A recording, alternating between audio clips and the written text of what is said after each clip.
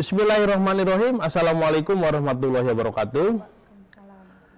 Kembali jumpa bersama saya Uten Sutendi dan Pak Soleh Asnawi di ruangan yang luar biasa ini di Lubana Sengkol ya, dalam acara Kick Tangsel. Nah, pemirsa di rumah, kali ini ada warna baru nih. Narasumber kita yang datang ini seorang wanita yang cantik yang di Tangerang itu sudah tak asing lagi. Boleh dibilang quote and quote mungkin orang kedua di Kabupaten Tangerang ya, setelah Pak Jaki ya, Pak Jaki yaitu Bupati Kabupaten Tangerang. Kita perkenalkan tamu kita hari ini, Ibu Intan ya. Ibu Intan Nurul Hikmah. Beliau adalah putra keberapa, Bu? Kedua. Putra kedua dari Bupati sebelumnya, yaitu Pak Ismet Iskandar ya. Pak Ismet Iskandar itu orang tua dari Pak Jaki Iskandar. Nah, beliau adalah adik dari Pak Jaki Iskandar. Selamat datang Bunda. Saya selalu manggilnya Bunda sama beliau. Gitu. Karena pernah jadi ketua Himpaudi ya. Jadi Bunda PAUD. Sehat ya Bunda ya? Alhamdulillah sehat. Segar kelihatannya ini Bunda nih, cerah ya, dan udah kayak rasa jeruk ya pakai baju oranye. Saya udah lama Pak nggak jumpa beliau, cuman suka chatting aja di Facebook, dulu pernah juga satu grup. Kalau saya dengan Bu Intan ini memang sahabat lama ya. Kita pernah sama-sama di DPRD dan saya tahu politisi senior ini. Senior ya. Tapi junior ya Pak ya. Kalau umur junior. Ya. Dan namanya selalu muncul Pak di dalam setiap pilkada ya. Iya, dulu di Pilkota Tangerang Selatan juga muncul ya. Di hari-hari terakhir itu terus hilang gitu kan. Kenapa bisa gitu ya? Nah itu dia. Saya sempat ngobrol dengan Pak Soleh waktu itu. Waktu Pak Intan hilang, udah Pak Soleh masuk, saya bilang gitu kan. Ya, kalau sekarang udah pasti deh. Kita doakan dan kita dukung lah. Nah pertanyaan tadi, kenapa bisa begitu? Itu menarik gitu. Sebetulnya saya juga selama sama-sama di politik sama Pak Soleh juga jadi wakil rakyat di DPRD Kabupaten Tangerang 2 periode, itu nggak ada yang istimewa sih yang saya lakukan. Sebetulnya kan tugas kita jadi dewan ya, turun ke masyarakat, ya kerja sebagai legislator pada umumnya lah. Cuma mungkin karena Bapak itu lama juga jadi pimpinan daerah, saya sering tuh ikut-ikut kegiatan sosial sama Ibu sama Bapak turun, jadi mungkin masyarakat lebih banyak kenal. Dan memang saya tuh kayak kalau ibarat orang Sunda bilang, bulu bitis murag di jalan. Jalan aja terus muter. Maksudnya ya entah itu ke kampung, karena bapak ini juga kan mengalami satu periode pilkada yang sudah dipilih langsung pada saat itu waktu pasangan sama Pak Rano Karno. Nah pada saat itu yang sering ikutan sosialisasi turun ke lapangan saya sama Ibu gitu ya. Pak Zaki pada saat itu belum terlalu intens di dunia politik. Jadi mungkin untuk turun ke dunia politik lebih dulu saya. Itu yang saya juga agak heran, kenapa setiap ada perhelatan pilkada nih di Tangsel kah, bahkan di Kota Tangerang pun saya sempat ditawarkan untuk berdampingan dengan Pak Sarudin. Tapi gini, waktu di Tangsel itu saya pernah diskusi dengan Pak Soleh, ini kalau Intan yang maju, ini konstelasi di formasi akan beda nih di Tangsel gitu loh. Dan kita berharap waktu itu Bu Intan tetap maju gitu loh, supaya ada dinamika yang lebih asik gitu loh di Tangsel ya. Nah, kenapa waktu itu bisa hilang? Karena ada konspirasi menghilangkan nama itu, atau karena permintaan, atau karena keinginan sendiri? Sebetulnya gini, awalnya saya sendiri nggak pernah tahu ya nama saya muncul di perhelatan Tangsel pada saat itu. Waktu itu saya ingat banget momennya Lebaran. Semua keluarga itu setelah kumpul Lebaran mencari liburan Pak. Saya sama anak-anak lagi pergi kemana, Pak Zaki lagi ke Australia pada saat itu, adik saya di mana, dan bapak ibu saya juga lagi ke Singapura waktu itu check up. Tiba-tiba Pak Arsid menghubungi saya kaget juga gitu, karena saya masih kondisi liburan dan cepet-cepet pulang deh, kumpulin berkas-berkas. Dia bilang, saya cuma tanya sudah izin belum sama Pak Zaki, karena pada saat itu kan ketua partai beliau. Saya bilang coba tanya keluarga dulu deh gitu. Pak Arsid pada saat itu bilangnya confirm oke. Ya, jadi saya pulang dari liburan, saya persiapan lah pada saat itu. Ternyata belum izin nih sama keluarga gitu. Jadi saya sih sebetulnya bukannya nurut nggak nurut ya, saya lebih keputusan apapun langkah politik itu rembukan biasanya gitu. Jadi karena ngedadak begitu. Jadi karena kehendak keluarga. Iya, Pak Zaki bilang, kenapa tiba-tiba gitu kan. Akhirnya pada saat itu saya bilang, kalau saya nanting tulus mungkin mundur dari perhelatan. Karena saya juga nggak paham apa-apa ya. Tapi gini, kesan yang muncul di masyarakat waktu itu, kok quote and quote dinastinya Pak Ismet kok ngalah melulu nih sama dinastinya Banten gitu loh. Iya. Lucu juga nih ya ngomongin dinasti ya.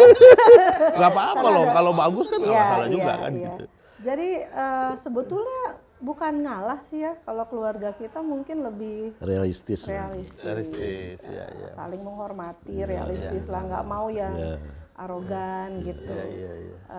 Sebetulnya memang sempat juga ketemu Ibu Airin waktu PDIP sudah mengeluarkan rekomendasi ke saya itu, beliau juga sempat bicara lah gitu. Jadi saya bilang, kalau saya jadi beliau sih incumbent nggak perlu takut, kalau kerjanya bagus ngapain takut sama lawan, saya siapa sih, warga Tangsel doang gitu ya. Cuma ya alhamdulillah nggak tahu kenapa di setiap perhelatan pilkada itu selalu muncul, nama saya selalu muncul gitu. Mungkin karena itu tadi bulu bitis murang di jalan. Karena begini Pak Uten, saya kira Bu Intan ya, bahwa Pak Ismet orang tuanya ini adalah pelaku sejarah. Betul. Pelaku sejarah yang betul-betul berangkat dari bawah, kan dari pegawai negeri kan, dari bawah, dari staf sampai ke bupati, dan betul-betul pada saat menjabat bupati itu memang berprestasi, berprestasi betul. Siapapun akan mengakui itu, karena itu termasuk salah satu prestasinya kan pemekaran ini Tangsel kan. Dan beliau itu berangkat waktu menjadi bupati. Itu menggeser kebiasaan orde baru. Dari tentara ke tentara kan sebelumnya kan, baru sipil pertama. Yang berangkat dari bawah. Nah, inilah pelaku sejarah asli. Oh, Pak Agus tuh dulu tentara ya? Tentara. Iya. Pelaku sejarah asli ya. Ini makanya wajar kalau kita selalu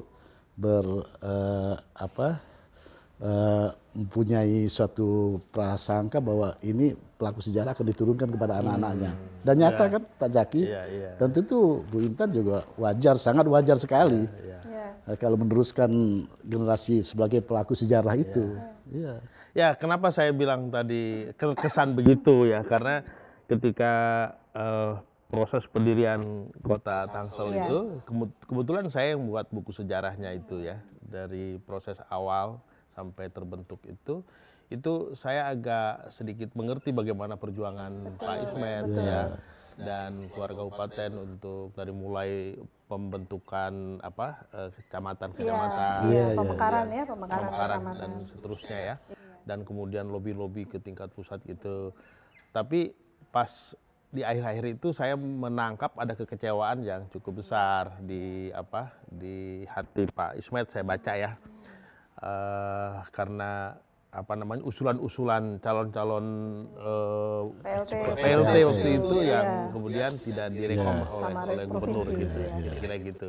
Nah, kemudian yang kedua, waktu Ibu Intan mau muncul itu juga isunya kan dahsyat itu gitu kan, wah ini karena ada gesekan dari pihak anak-anak seterusnya. Nah, kesan itulah kemudian muncul Intan, kira-kira gitu. Jadi ya betul Pak Soleh bilang sih, mungkin Bapak ini banyak jasanya ya untuk perkembangan baik itu Tangsel. Mungkin saya ini juga sama-sama saksi hidup sejarah pembentukan Tangsel, karena saya di Komisi 1 dan di Pansus Tangsel juga. Jadi pemekaran kecamatan itu saya ada di pansusnya, kelurahan. Jadi proses dari awal di periode pertama itu untuk Tangsel saya ngikutin banget tuh Pak. Sampai kita tuh begadang-begadang memisahkan aset mana yang akan diserahkan, sampai kita lobby ke Depdagri. Itu memang prosesnya cukup panjang. Dan kalau mau dibilang kita mengalah terus, sebetulnya kan masyarakat nilai sendiri ya gimana gitu. Tapi ya mudah-mudahan lah ke depan ini kalau orang bilang dinasti Bu Atut, dinasti Pak Ismet, ya nggak ada kayak gitu sih Iya, ya Pak. nggak Soalnya kita diajarin sama Bapak itu memang karena keluarga birokrat dari kecil, kita juga sempat tinggal di Kecamatan Ciledug dulu lama Pak. Jadi memang ke masyarakat ya bukan dibuat-buat karena kita ada kepentingan mau kampanye gitu. Kadang-kadang kan orang berpikir ini nih turun aja kalau mau pilkada aja atau kampanye aja turun nih pada nih orang-orang kalau udah jadi aja lupa sama kita. Nah pada saat itulah saya kaget mendengar oh apa begitu ya politisi gitu turun kalau emang ada maunya. Nah saya berusaha merubah stigma yang mereka anggap bahwa kita itu turun kalau ada butuhnya. Nah saya udah nggak jadi politisi pun tetap turun di sosial gitu. Ya Bu Intan harus termotivasi ya bahwa memang ke depan ini kan satu saat nanti akan pecah Tangerang Raya ini jadi provinsi. Dan cikal bakal Tangerang Raya menjadi provinsi itu adalah diawali dari Pak Ismet. Memekarkan Tangsel. Yang memekarkan Tangsel. Nanti akan dimekarkan oleh Pak Jaki yang ini lagi. Nanti ini. Jadi saya kira memang sangat-sangat wajar sekali kalau Bu Intan sekarang harus bertekad bagaimana caranya untuk meneruskan ini. Supaya tercapai. Karena pasti cita-cita dari Pak Ismet itu ya itu. Jangan khawatir ada istilah dinasti. Jadi dinasti itu kan hal yang wajar dalam politik. Kita lihat di dunia manapun, di Amerika, di ya sekarang itu buktinya Filipina, Marcos sudah turun lagi, Marcos yang dijelek-jelek. Persoalannya kan bukan soal dinasti dan bukan dinasti, tetapi kualitinya. Apakah orang itu punya kualiti apa tidak? Dan punya arti kontribusi nggak ke masyarakat gitu. Kalau kita walaupun dianggap orang dinasti, tapi kalau memang berkarya baik ya masyarakat. Yang kita persoalkan tuh kalau dinasti korupsi, gitu loh. Itu jadi masalah. Saya setuju sih pendapatnya Pak Uten karena stigma dinasti ini kan lebih ke negatif ya Pak. Stigma dinasti, kenapa politik dinasti ini berkembang sekali? Sebetulnya menurut saya sah-sah aja ketika orang yang dimajukan untuk meneruskan itu punya kapabilitas yang memadai. Dan yang menurunkan betul-betul bersih, ya kan, clearance. Jadi nggak track record yang memang dan itu. lain-lain lah gitu. Nah, kan, yang sulit ini kan kalau track record di atas sudah jelek, nyata-nyata kok bisa turun lagi ke itu. Nah itu yang jadi buat trauma bagi masyarakat. Sih sebetulnya ya. Nah sekarang kan sudah mulai terbuka nih ya Pak Ibu Intan ya. Artinya saya kira hambatan-hambatan psikologis politik ya dengan pihak lain udah hilang lah ya, udah terlewati. Artinya ruang terbuka dan jalan luas buat Bu Intan nih makin terbuka lebar gitu ya. Nah saya lihat sih di pelosok-pelosok kabupaten itu udah banyak spanduk Bu Intan nih. Tapi tidak terlihat itu mau jadi apa mau jadi wali kota, bupati, apa mau jadi gubernur, atau mau jadi menteri atau apa ini gitu. Buah manggis itu namanya. Kita lihat, kita cek ombak dulu nih Pak Uten. Kira-kira masyarakat masih aware atau enggak gitu. Ya kan karena saya sih berharap sebetulnya teman-teman di kabupaten ini menganggap saya pertama sebagai pemerhati pendidikan karena dari urusan PAUD dulu sampai SMA saya banyak sekali berkecimpung di urusan pendidikan. Cuma ya kembali lagi di Kabupaten Tangerang ini gimana gitu responnya terhadap adiknya Pak Zaki misalnya mau turun. Kita kan nggak tahu ke depannya. Saya sendiri nggak pernah berandai-andai untuk memimpin kabupaten ya. Tapi paling tidak apapun nanti jadi saya jadi apa ke depannya, yang penting kita bisa manfaat buat masyarakat. Ya. Tapi yang ada di passion Ibu sendiri itu sekarang yang ada dalam pikiran itu apa yang terlihat? Kalau saya sih ya tadi kembali lagi bukan saya nggak punya ambisi gitu karena kalau kita terlalu berambisi juga lama-lama sakit hati gitu kan.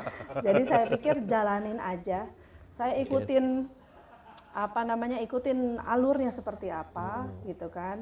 Kembali lagi kalau misalnya masyarakat betul-betul mendorong untuk terahnya Pak Ismet tetap ada di kabupaten ya mungkin nanti itu cerita lain. Kan peluangnya sekarang ada 3 nih ya, ada jadi anggota dewan lagi, ada bisa menjadi bupati, ada juga kemungkinan potensi calon gubernur juga kan, itu kan memungkinkan semua gitu loh. Itu di antara 3 itu mana yang kira-kira paling sreg di hati? Kalau masalah sreg sih mungkin karena secara emosional bondingnya ada di kabupaten ya. Iya. Saya nggak tahu lah, apakah nanti bisa berkarir di kabupaten ataupun menjadi anggota legislatif lagi, ya kembali lagi suratan takdir, Pak Uten. Tapi garis tangan. Tapi seretnya dari hati itu tetap secara emosional kita di kabupaten. Yang jelas Bu Intan harus betul-betul yakin dan memang tanggung jawab untuk meneruskan trah pelaku sejarah. Ya. Ini betul-betul loh. Jangan yang sampai putus gitu. Iya, ini Pak Ismet ini adalah pelaku sejarah di Kembali nih kabupaten. saya tanya nih Pak Soleh sama Pak Uten. Saya kan kenal Pak Uten sebagai pengamat politik yang luar biasa ya untuk di Provinsi Banten. Menurut Pak Uten, kalau ya stigma dinasti itu pasti lah. Ada orang pro dan kontra ya. Masa dia lagi. Nah, menurut Pak Uten sendiri bagaimana? Terahnya Pak Ismet tuh gimana sih? Gitu. Balik nanya nih, Balik nanya, iya. Apa kan ya? Biar hidup. Menurut Pak Uten sama Pak Soleh. Ya, menurut saya sih lebih soft ya. Artinya gini, soft itu artinya tidak banyak terdengar isu-isu yang kurang enak didengar ya, secara politik maupun secara bisnis gitu loh. Karena itu saya agak memberi rasa simpati ya, apresiasi kepada Ibu Intan, Jaki dan Pak Ismet itu belum terdengar ya isu-isu yang tidak mengenakan gitu. Khususnya di kabupaten ya. Kalaupun ada isu-isu itu ya anu aja. Bukan yang inilah. Itulah. Beda dengan yang lain misalnya karena memang juga terbukti ada faktanya dan seterusnya. Kira-kira gitu. Jadi menurut saya memang keluarga Pak Ismet memiliki hak, memiliki potensi dan kapasiti gitu untuk membina masyarakat Tangerang dalam kabupaten maupun Tangerang Raya. Artinya punya hak di situ. Karena punya tali sejarah yang kuat, Pak. Gitu. Ya, kalau saya itu beranggapan memang sebagai pelaku sejarah Pak Ismet, kita enggak tahu ya cita-citanya itu pasti sudah ada tergambar beliau. Nah, ini bukan lagi punya hak, tapi punya kewajiban untuk meneruskan itu. Meneruskan trahnya itu. Harapannya Pak Ismet itu harus betul-betul yang punya kewajiban ya mereka, keturunannya. Karena orang lain belum tentu. Kalau orang lain yang akan memimpin mungkin mereka sudah lain lagi. Cuman memang ada sedikit catatan ketika Pak Jaki ini memimpin kabupaten ya, dan kemudian sekarang pengen dan jadi ketua Golkar di DKI, lalu rumornya ingin jadi gubernur di DKI. Memang ada di kalangan kita ini para pengamat, kabupaten kan belum jadi apa-apa gitu kan. Artinya belum selesai tugas, banyak sekali agenda-agenda pekerjaan di kabupaten yang belum terselesaikan. Kenapa harus pindah fokus di sana? Ini catatan saja. Nah, ini mungkin supaya tidak terjadi nanti di Ibu Intan gitu loh. Gitu. Lagi-lagi mungkin dianggap mengalah lagi ya. Sebelumnya Bu Intan. Iya, untuk nggak berkiprah di Banten. Tapi saya pikir Pak Jaki itu punya pertimbangan sendiri sih. Beliau pun juga masalah mencalonkan jadi gubernur atau tidak kan menunggu keputusan pemilihan legislatif, pemilihan pilpres juga gitu kan. Sama lah kita ini mengikuti alurnya aja nanti kemana. Emang sih Pak, kalau kembali ya, kalau saya turun nih ke lapangan, saya mulai intens turun ke lapangan, sering berbincang-bincang sama tokoh-tokoh seperti kayak Ketua MUI di kabupaten. Mereka sangat memang Pak berharap sekali bahwa kalau bisa ada terahnya Bapak yang lanjutin gitu, karena banyak sekali PR-PR yang Bapak ya terharu sih gitu, karena mereka merasa bahwa semua nih kayaknya clean aja gitu jalannya gitu ya kan. Makanya saya kembali lagi bilang ya kita boleh niat tapi garis tangannya kita lihat nanti gitu.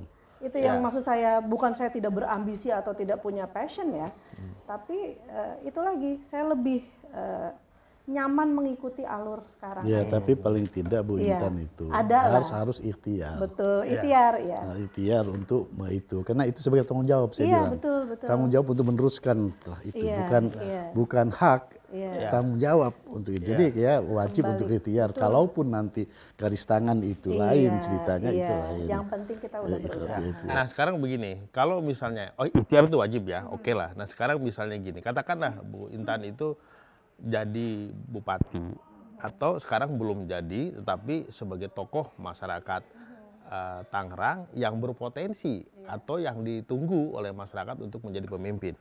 Nah, pandangan Bu Intan tuh problem dasar di Kabupaten Tangerang ya. Saya punya agenda, tapi menurut Bu Intan itu yang paling dalam waktu dekat nih harus segera diprioritaskan.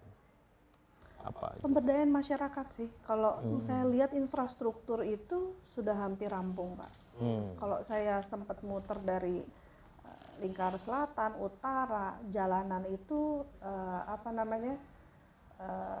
sudah luar biasa bagus lah.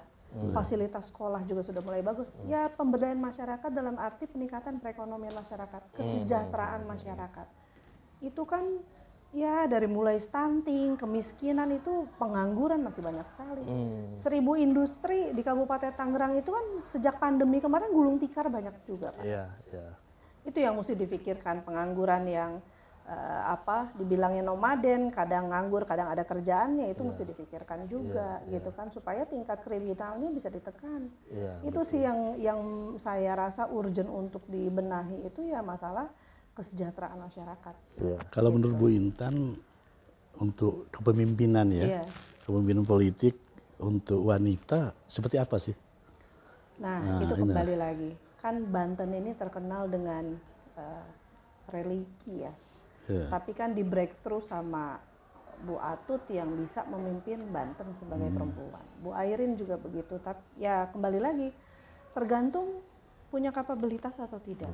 Sebagai politisi perempuan itu ya, saya 10 tahun berkecimpung di politik itu sebagai ketua DPR, wakil ketua DPRD aja, pimpinan DPRD aja lumayan berat tugasnya, apalagi menjadi kepala daerah, karena bukan cuma satu kepala yang kita pikirin kan, hampir 3 juta masyarakat kabupaten itu kita harus pikirkan. Ya tapi kan itu tantangan, Pak. Kerjaan apapun pasti ada kendalanya, pasti ada kesulitannya. Jadi politisi mau perempuan mau laki-laki tergantung kapabilitas kita, kita bisa atau enggak, dan harus bisa. Jadi bukan halangan ya feminisme itu ya? Iya, bukan halangan sebetulnya, walaupun kita harus tahu juga kodrat-kodrat perempuan tuh ada batasannya, gitu ya. Makanya saya sih berharap kalaupun misalnya bisa jadi pemimpin atau kepala daerah, saya didampingi sama birokrat. Kalau bisa birokrat karena untuk menyeimbangkan antara politisi, posisi saya politisi dan pemerintahan. Justru yang terdengar itu di birokrasi maupun di para pelaku kebijakan itu minim sekali soal pemberdayaannya. Tapi justru yang banyak dibicarakan itu pemekaran itu loh. Pemekaran Tangerang Tengah, Tangerang Utara, Tangerang Barat gitu loh. Apakah itu apa itu solusi atau memang keniscayaan pemekaran itu? Kenapa bisa begitu? Ini euforia sih kayaknya ya, pemekaran. Kenapa pengen dimekarkan terus ya, mungkin orang nggak tahu esensinya apa, makanya pemberdayaan masyarakat, kesejahteraan itu agak terbelakang sekali gitu loh. Terbelakang sekali. Dinas pemberdayaan perempuan, dinas sosial itu pertanian. Iya, tidak ada gebrakan yang signifikan gitu untuk masyarakat. Inilah makanya saya bilang mungkin masyarakat itu menilai tolak ukur pimpinan daerah itu berhasil atau tidaknya dari infrastruktur, Pak. Jalanan bagus, fasilitas sekolah bagus, itu tolak ukurnya masyarakat. Tapi nggak diedukasi bahwa kamu tuh bisa diberdayakan loh. Apa kayak UMKM kayak sejak pandemi kita pemerintah daerah tuh bisa ngasih stimulan misalnya. Nah, itu mindset yang salah. Mindset yang salah kalau ukuran sebuah kesuksesan, keberhasilan sebuah kota atau kabupaten dari infrastruktur. Itu selalu saya kira gitu. Paradigma yang kurang tepat ya gitu. Baru memang di Kabupaten Tangerang itu banyak sekali pendatang yang memang belum terdata sebagai penduduk kabupaten. Gitu. Misalnya gini Bu Intan ya, saya sering keliling ya. Saya ini orangnya sama bulu betisnya itu nggak pernah berhenti. Murang di jalan. Ya itu yang paling banyak keluhan tuh para petani kita. Ya. Dulu kalau kita ingat di zaman Orde Baru itu wilayah kabupaten itu penghasil padi terbaik. Bisa 3 kali panen, Pak, dalam setahun di wilayah Pantura itu. Di Mauk terutama di Mauk gitu. Itu kedua dari Kerawang gitu. Bahkan daerah itu kemudian tidak boleh dibangun. Itu jalur hijau. Iya. Nah, sekarang saya lihat udah dipatokin semua itu. Iya. Bagaimana ini Bu Intan bisa melihat? Sebetulnya ya itu kembali lagi ke program pemerintah daerah ya, tata ruangnya seperti apa. Saya menyayangkan sih, dulu itu Bapak pernah bikin bukannya perusahaan ya, tapi pemerintah daerah itu Dinas Pertanian membuat satu penggilingan padi di mana masyarakat nggak perlu mengijon untuk giling padinya, digiling di situ dan bisa dijual. Iya kan? Dengan Panana waktu itu. Dan tidak berjalan, Pak. Nah, itu kan kembali lagi ini kepala dinas sebagai kepanjangan tangan Pak Bupati ini seperti apa sih? Gitu ya kan? Padahal pertanian kembali lagi di Kresek itu Pak Uten ada petani beras organik. Orang kan sekarang sebetulnya lagi gila-gilanya masalah kesehatan nih, apa-apa mau organik gitu kan, tapi nggak dikembangkan. Misalnya gini ya, saya punya padepokan di daerah Tiga Raksa itu, tengah sawah. Jadi suatu hari ada RT pakai speaker Pak, ibu-ibu bapak-bapak segera datang ke RT, ada pembagian beras dari impor. Kan sedih saya, di tengah area pertanian ada pembagian beras impor. Nah gini, dulu orang tua kita, para leluhur kita itu mencetak sawah itu di wilayah Kabupaten Tangerang, itu kan ratusan ribu hektar. Pada saat manusianya masih sedikit Pak yang makan gitu loh. Sekarang manusianya yang ada di Kabupaten Tangerang itu luar biasa. Tapi sawahnya malah diurugin gitu loh, dihabisin. Sebetulnya kan pemerintah Kabupaten Tangerang juga sudah memetakan tuh jalur hijau di mana aja yang memang sama sekali nggak boleh. Zona-zonanya sudah di. Zona-zonanya sudah ada. Tapi kembali lagi nggak punya will untuk meningkatkan itu pertanian. Saya cobain itu beras organik yang ditanam di Kresek, itu nggak kalah sama beras Cianjur Pak bagusnya. Tapi kemasannya tidak diurus sama pemerintah. Pemasarannya aja mereka nggak tahu mau pasarin kemana. Nah, itu kan harusnya tugas pemerintah dari Dinas Indag atau Dinas Pertanian sendiri yang membina dari mulai mungkin di packaging yang bagus, yang menarik dan bisa disalurkan ke kalau perlu diekspor. supermarket ataupun ke tempat-tempat di Jakarta organik misalnya gitu kan. Ini yang nggak diurus gitu. Jadi kelompok-kelompok tani tersebut kayak terbengkalai. Betul. Gitu. Mungkin Pak Uten tahu ya, kita punya produk unggulan di kabupaten itu kacang baning. Cisoka yang disangrai pakai dimasaknya pakai pasir. Pakai batu ya, pasir ya. Itu sebetulnya produk unggulan, tapi karena nggak dirawat ya, pengemasannya juga nggak terawat kayak di tempat-tempat lain ya. Jadi komoditinya itu ya dijualnya di pasar-pasar kelemahannya seperti itu aja. Nggak fokus dari pembagian dinas-dinas itu yang punya kaitannya dengan itu, mereka mestinya fokus bagaimana. Harusnya kan inovasi kepala dinasnya. Jadi soal produk unggulan itu dulu waktu kecil kita ingat Kabupaten Tangerang itu salah satu topi gitu. Sendal. Itu juga sekarang hilang. Hilang di Panongan itu topi Ciakar kan? Topi, kemudian di daerah Pasar Kemis itu sendal gitu ya. Itu dulu kalau kita ke Pasar Minggu, kebun binatang Pak, di topi itu semua dari Tangerang. Betul. Nah, sekarang entah mana itu. Dan anehnya juga nggak ada lagi produk unggulan lainnya, gitu loh. Kayak kita kadang-kadang kalau pergi ke daerah-daerah lain ada tuh produk unggulannya. Ini kok nggak ada gitu. Ya kan makanya saya kembali lagi kalau dilihat sih yang urgent itu ya masalah pemberdayaan masyarakat gitu kan. Ya kesejahteraan masyarakat itu kan bukan cuma lapangan kerja yang diciptakan.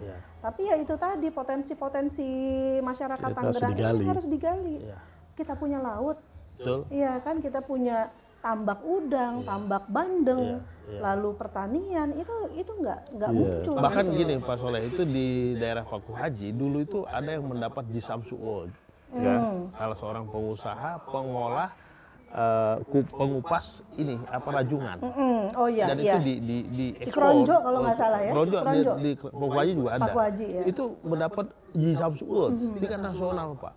Itu nggak tahu, saya pernah ke sana dulu, nggak tahu sekarang apa ada apa enggak gitu. Nah itu salah satu bentuk pemberdayaan, tapi dilakukan oleh orang lain. Makanya ini satu kelemahannya gini, nanti kalau ketika nanti Bu Intan yang memimpin, saya ada saran supaya itu panggil ahlinya untuk buat grand design.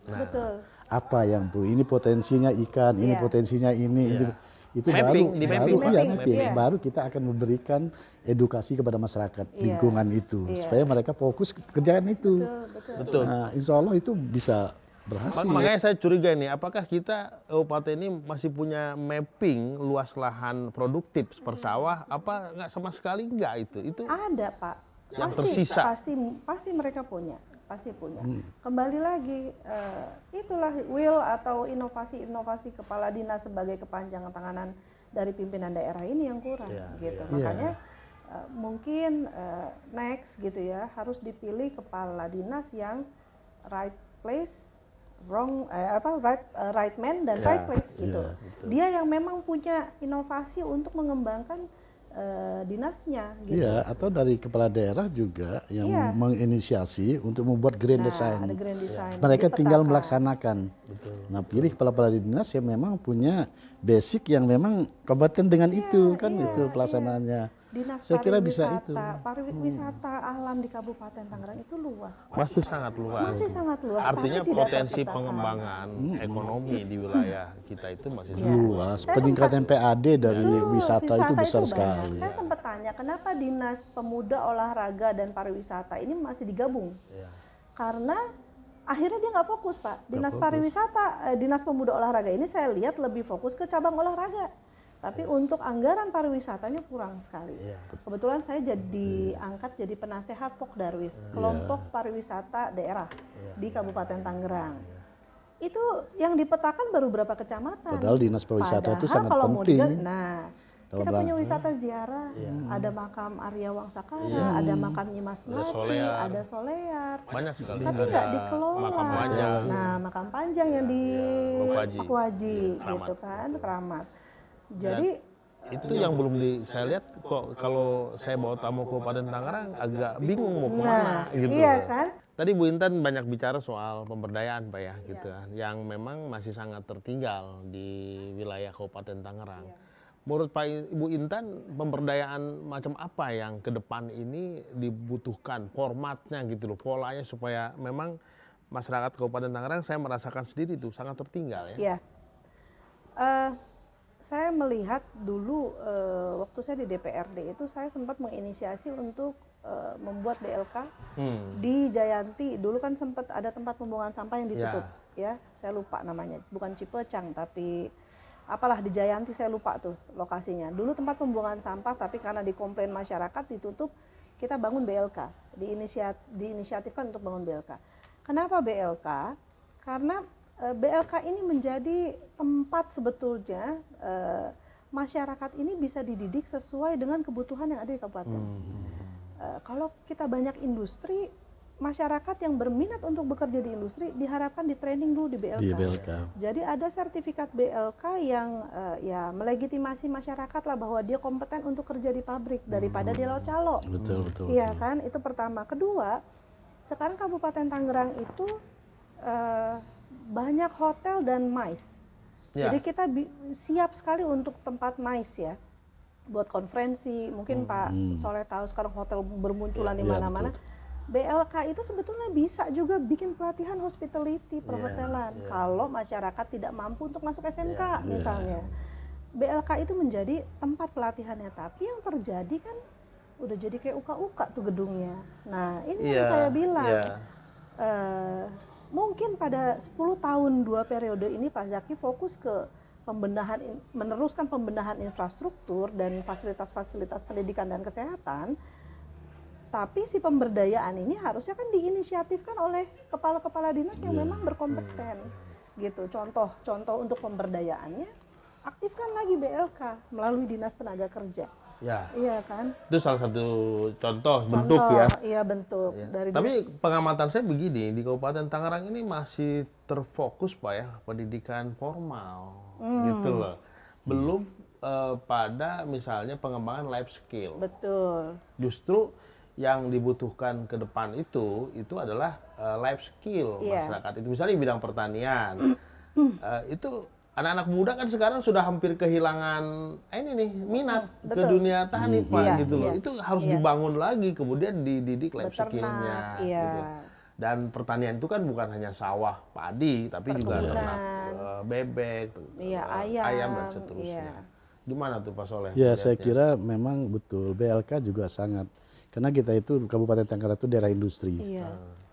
Daerah industri itu perlukan tenaga-tenaga kerja yang siap pakai. Ya, betul. Siap pakai, bukan skill seperti manajer atau apa, siap pakai. Nah, tentu mereka-mereka ini yang pendidikannya pas-pasan diharapkan masuk ke ini. Nah, ini jadi tugas daripada itu pemberdayaan, pemberdayaan supaya mereka ini yang punya inisiasi untuk memaksa bagaimana caranya. Bukan memaksa apa-apa, artinya memberikan jalan bagaimana caranya supaya anak-anak tertarik untuk belajar di situ. Nah, itu yang saya lihat belum berjalan. Padahal kan kita punya Karang Taruna. Untuk pemuda-pemuda ya, punya KNPI. Kan mungkin harusnya mereka juga bisa disarankan untuk bikin pelatihan-pelatihan untuk pemuda. Betul. Sablon mungkin ya kan, pelatihan untuk bikin makanan kecil yang bisa dijual gitu kan, makanan khas Tangerang misalnya. Lalu dari Dinas Pertanian melakukan pembinaan-pembinaan kepada kelompok. Sekarang kan pertanian bukan cuma di sawah, ada hidroponik dan lain-lain. Itu dia.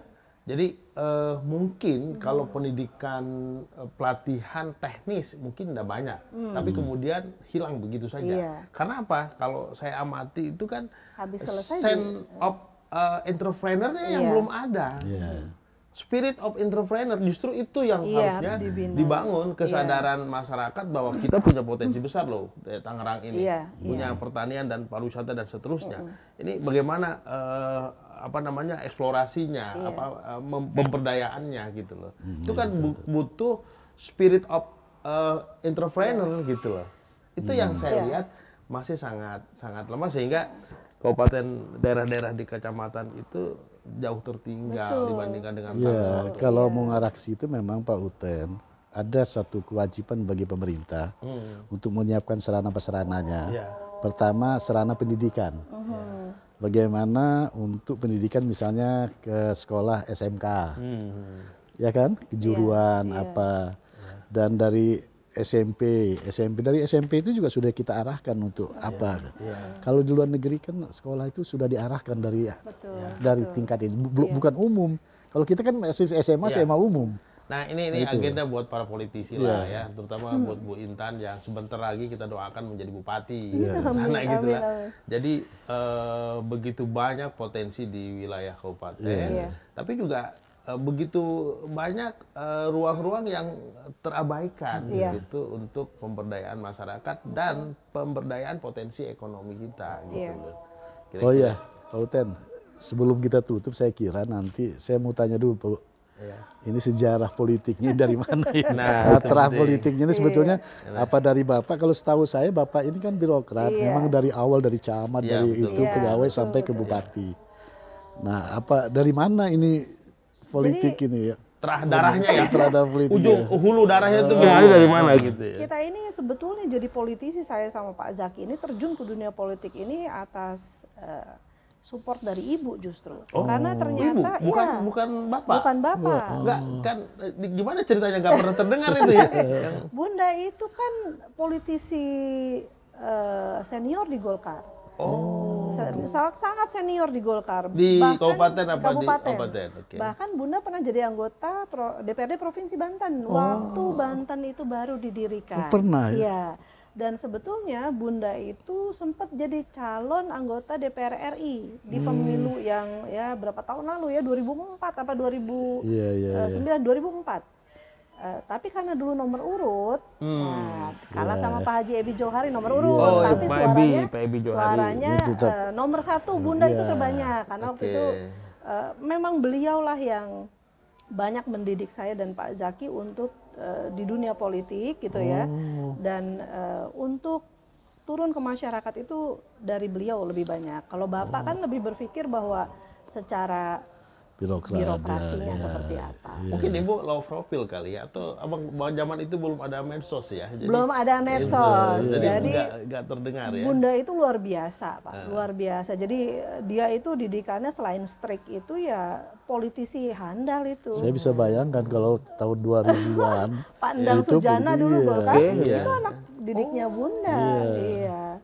Jadi seangkatan dengan Pak Edi Edi Johari itu Kalau kan pada- politisi ulung itu Iya, kan. Pak Budi Arsa, Pak Edi Johari itu. Karena pada saat itu kan kalau jabat-jabat politik bupati, wali kota itu kan tentara. Iya. Kan ABC itu. Jadi kalau Apa politisi yang asli itu ya mereka-mereka Ibu ini. saya. ABRI, Iya. birokrat, satu lagi. Iya. Polisi ya, TNI Polri dulu kan ada TNI Apa Polri itu, apa iya. birokrat, Polri, Polri itu nggak masuk. Polri nggak masuk TNI Tentara, ya, TNI. TNI, birokrat, satu lagi apa tuh? Politisi. Politisi, iya. Ya, itu dia. Gitu. Jadi dari ibu saya, Pak. Jadi kalau pada saat itu, kalau dia jadi politisi betul-betul memang asli. Luar biasa. Orang iya. PDI asli waktu itu, orang Golkar yang Iya. itu kan itu. Iya. Jadi wajar lah kalau Wajar. selama ini Ibu Intan di dalam perhelatan politik selalu disebut, selalu muncul namanya karena ada terah yang kuat Iya. ternyata. Dan ini punya kewajiban, Punya meneruskan kewajiban. terah itu. Oh iya, harus Iya. diwujudkan itu. Harus punya kewajiban, harus diterapkan, harus diturunkan sampai anak cucu kita bahwa kita memang ada garis ini gitu Iya. kan. Tapi kalau sampai putus nggak ada garis lagi nanti. Tapi kelihatannya sekarang seperti saya singgung tadi di awal ruangnya lebih terbuka nih. Artinya kans Ibu Intan menjadi salah seorang pemimpin di wilayah manapun di wilayah Banten ini, saya melihatnya ada ruang yang lebih terbuka. Artinya pun persaingan akan lebih dinamis Iya. dibandingkan tahun-tahun Tahun-tahun sebelumnya ya gitu. Karena sudah waktunya. Amin. Sudah waktunya Bunda. Jadi tidak boleh ngalah lagi gitu. Ini kayaknya bakal jadi penasehat politik saya nih. Kalau saya jadi tim sukses. Sama deh, ini penasehat juga ya. Kita udah 40 menit lebih Iya. ya. Jadi ini perbincangan santai Iya, menarik ini. menarik, Ini ya. semacam apa namanya kangen-kangenan nih. Iya. Saya Oh, sering iya. ngobrol di chatting Iya. tapi baru ketemu Baru ngobrol ketemu lagi asik nih. sekarang. Iya, iya, iya. Nih, Pak Soleh juga Pak begitu Soleh gitu juga. ya. Iya, Iya, terakhir kita kita berapa bulan tahun yang puasa lalu ya. belum Iya. puasa deh ketemu. Iya. Baik pemirsa, akhirnya obrolan yang rileks dan santai tapi sangat menarik ini harus sudah kita akhiri ya dengan Ibu Intan yang tampak segar terus ini.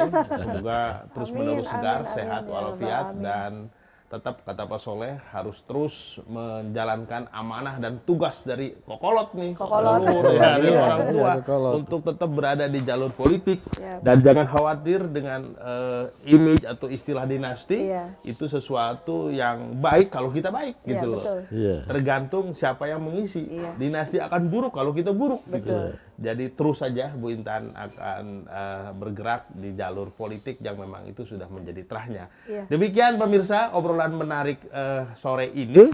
Mudah-mudahan kita bisa jumpa lagi di Kick Tangsel berikutnya bersama tamu-tamu lain yang lebih menarik lagi. Terima kasih. Assalamualaikum warahmatullahi wabarakatuh. Waalaikumsalam Terima kasih. Assalamualaikum warahmatullahi wabarakatuh. Makasih Bu Intan ya. Perasaan dari tadi Pak Soleh bilang kita